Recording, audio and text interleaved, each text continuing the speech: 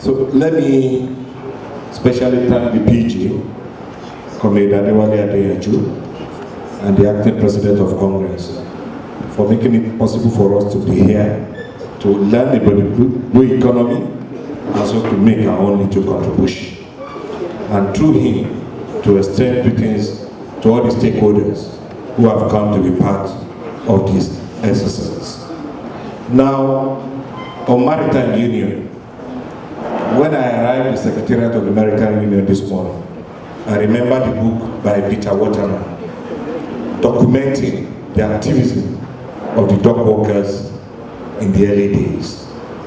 And I tried to juxtapose that with what the Maritime Workers Union is doing today in terms of launching a magazine. It's not just a vehicle for information sharing, for sensitization. It's also a rich source of documentation for the future. And that's the way I want us to look at what we are doing today. That we are setting pace, not just for information sharing, for education, but also a very, very rich source of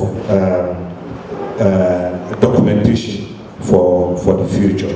Having said that, I will just go straight to what I consider to be very genuine, very important when we discuss about the blue economy and workers' rights. And I want that with it very eloquently. But let me just say that in coming to this function, I try to have a grasp. What are the labor issues in the maritime sector? And one comes to mind very easily. The pension and gratuity of the national shipping line workers that have been lingering over the last 28 years. I also read about the illegal disengagement on board ship gang, way security and parliament. I learned about the refusal of critical agencies of government, NEWA, MPA, and NEMASA, to employ young people when they populate the agency with very senior cadre. Refusal by the international air corporations to implement government marine notice, operational guidelines to all labor employees and private operators.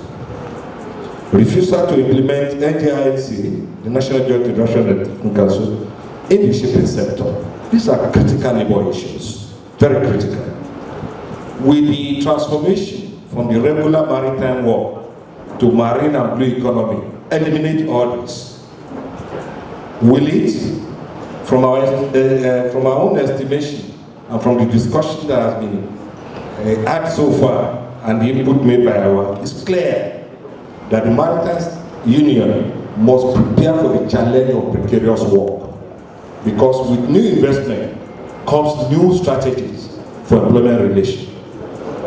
And it's not peculiar to your sector, it's just the changing nomenclature of work. Take the public service, they use the eloquent language, public sector reform. What do you get? A driver who was an employee of the ministry becomes an outsourced employee. A clerk who is a full-time employee of a particular agency becomes a staff of another corporation supplying human beings to that corporation.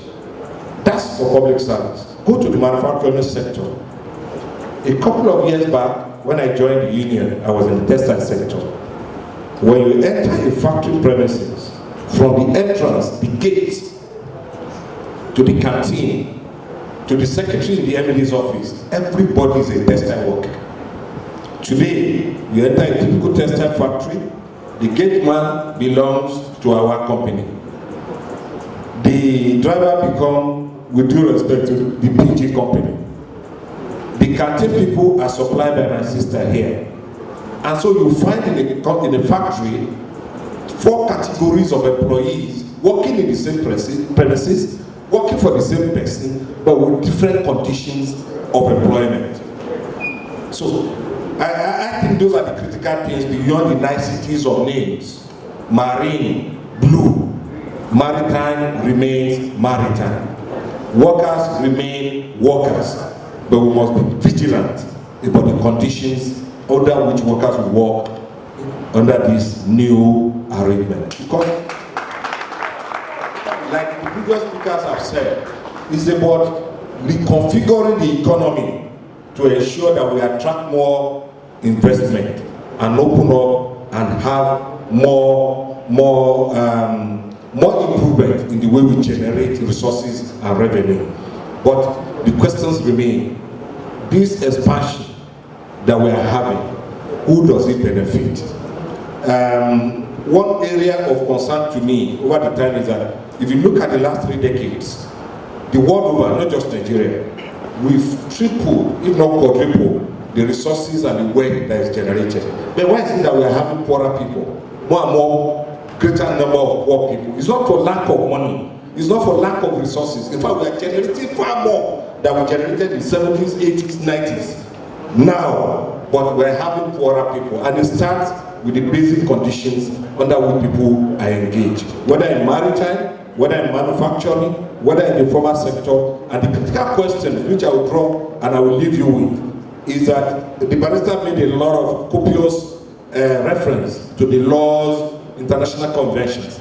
There are also international conventions that labor must hang on to. There are no decent work pillars. Therefore, on employment, on workers' rights, on social protection, on social dialogue.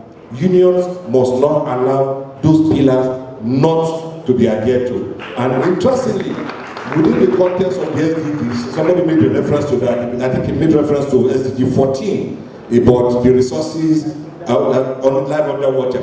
But I also refer you to SDG 8, which complements the ILO decent work pillars and the decent work agenda. So as Comrade, we must know all this instrument, and the very key instrument which your union has, which I admire so much, is the organizing capacity and the propensity for public advocacy. Because all of these issues, if they are not engaging them, if they are not fighting them, I would not have known them. So I urge you to keep fighting, keep pushing, because workers' rights are not served a la carte.